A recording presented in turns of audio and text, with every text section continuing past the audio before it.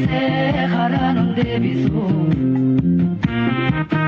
ya bilisumma igana malifsu falmatan lakisu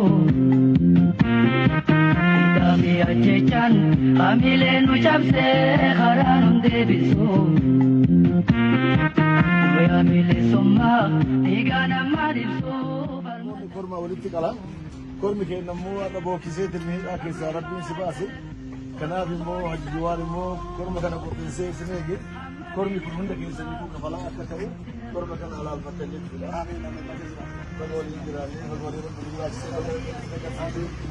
hawwiin bilisummaa abdiin bilisummaa tirimboo rabbi fi isin haa baasu akkuma keessanitti haa ameen.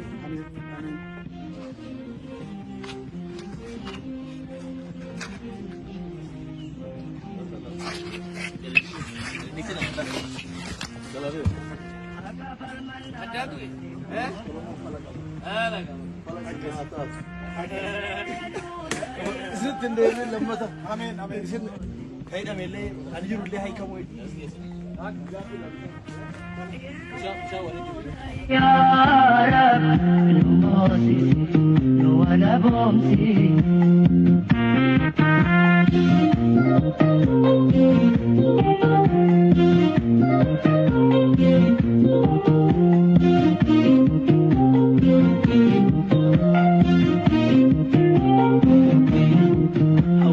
Khajilan harkota gabrumma bukuran kutu kapsauti cite cape itibake lubunto abatu